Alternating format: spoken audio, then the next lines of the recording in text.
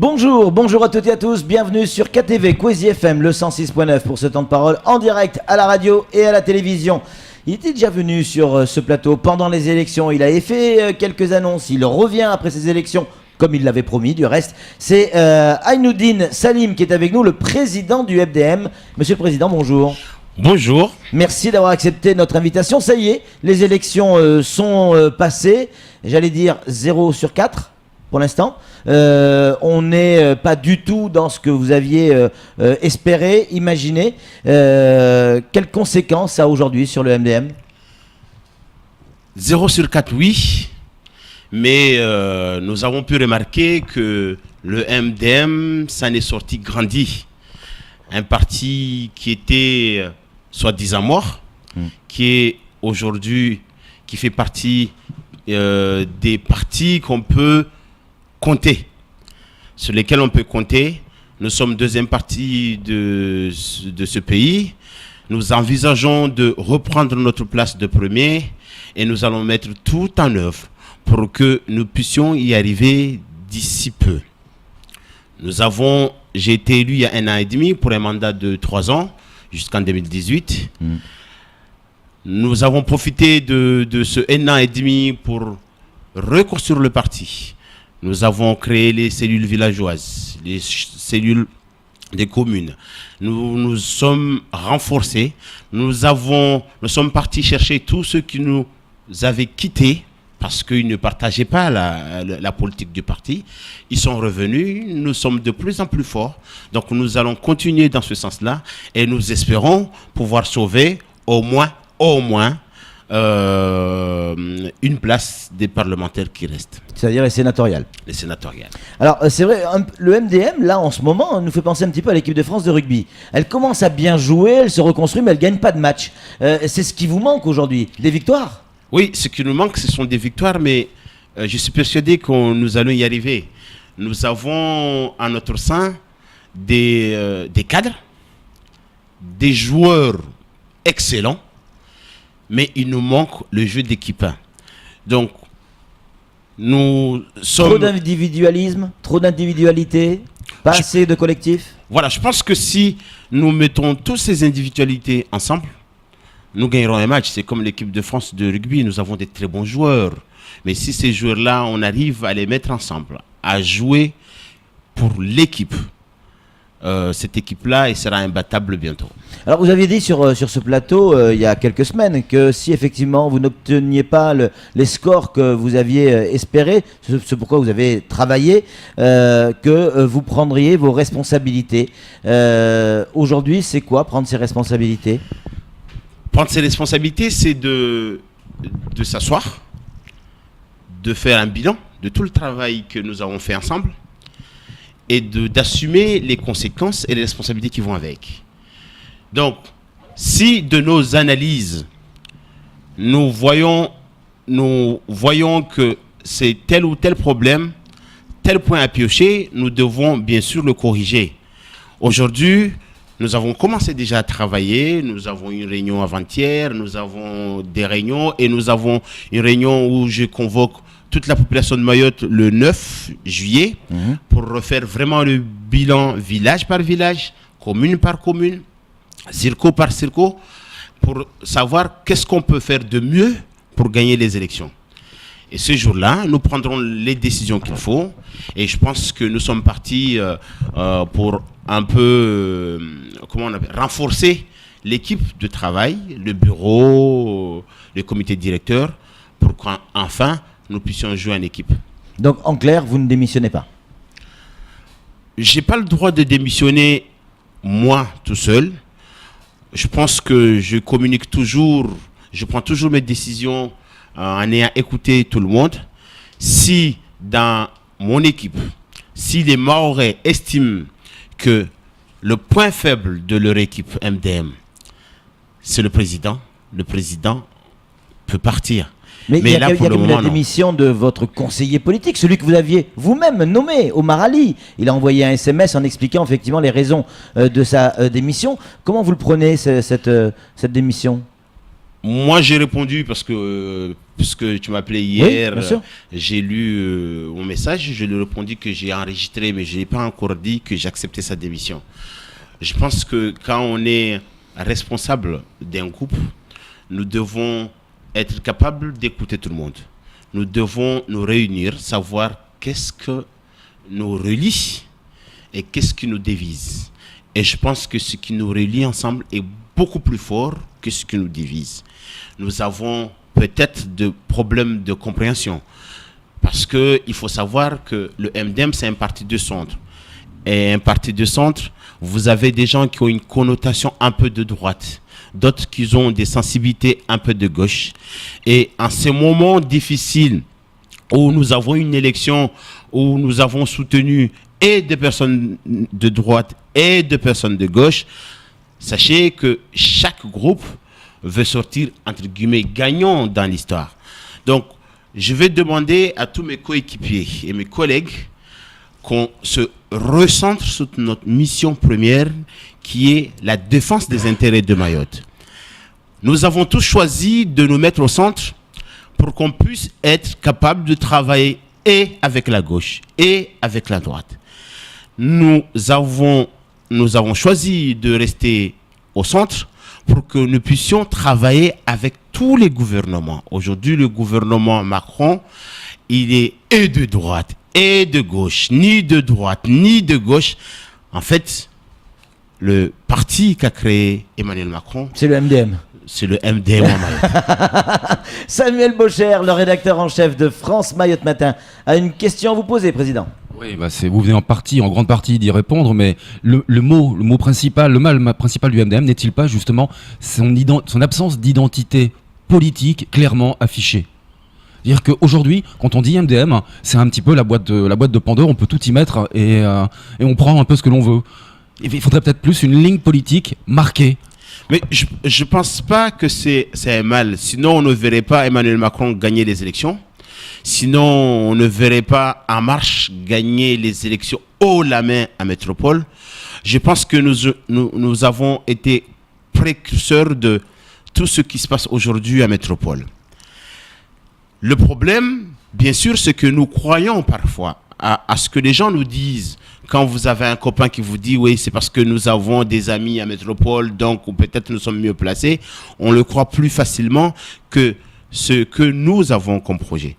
Le projet de MDM n'est autre que ce pays, n'est autre que Mayotte dans lequel nous vivons.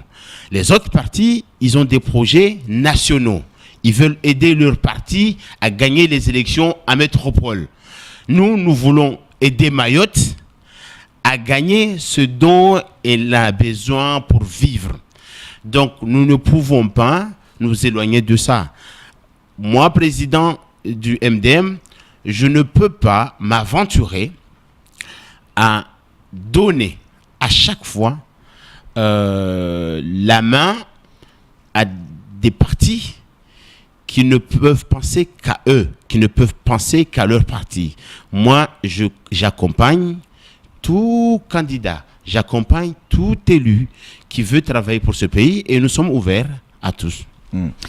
Président, la dernière fois on a vu la main d'Adrien Giraud, c'était pour la nomination de Daniel Zaïdani en tant que président. Il a eu une grande influence sur ces élections, dans la stratégie, etc. Est-ce qu'aujourd'hui, la main d'Adrien Giraud manque au MDM? Je pense que la main de tout le monde manque Oui. au MDM.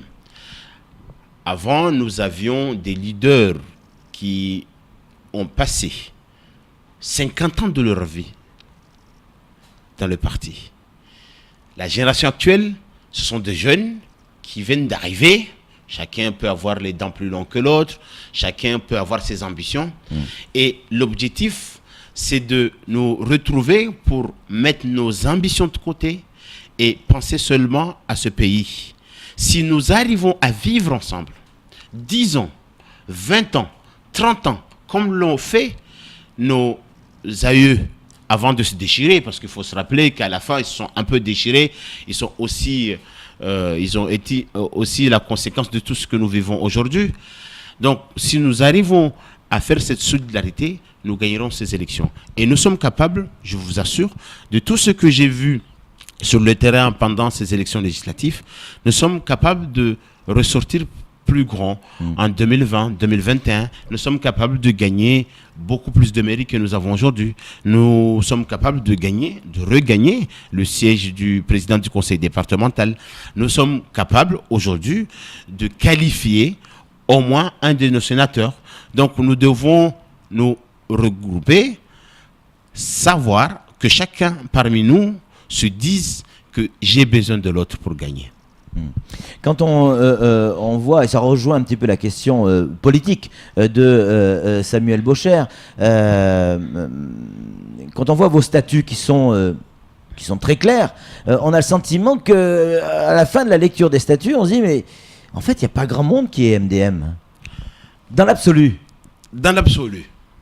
Si là vous marquez un point, je suis d'accord avec toi. Le statut du MDM est clair. Il est écrit par des jeunes, par des hommes qui ont mis tout leur temps pendant 3 ans à le travailler.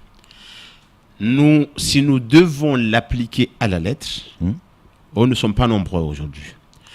Mais il faut savoir que quand vous êtes responsable d'un parti, vous n'êtes pas là pour diviser. Vous êtes là pour rajouter. Les 1 moins 1, ça fait 0.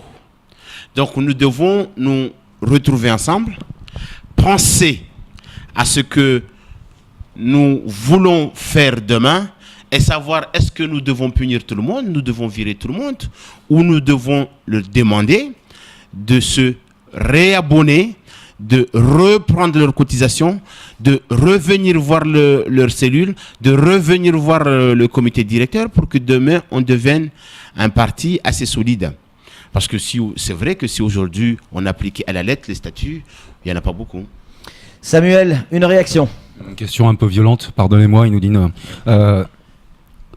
L'un des mots aussi du MDM, moi quand je regarde cette belle machine politique, c'est de voir qu'il y a des hommes qui comptent, des cadres comme Hassan Abdallah, qui fait perdre le MDM à la mairie de Mamoudzou, mais vraiment fait perdre la majorité et la mairie, et qui aujourd'hui est investi pour être sénateur par le MDM.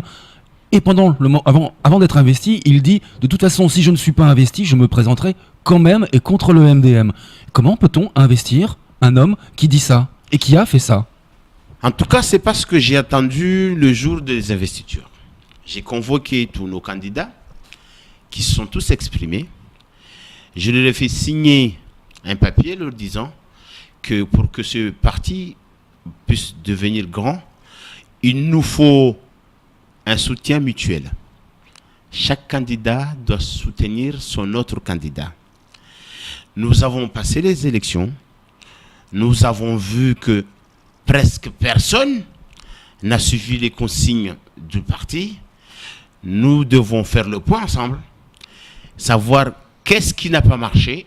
Est-ce que c'était la voix du président qui n'était pas audible?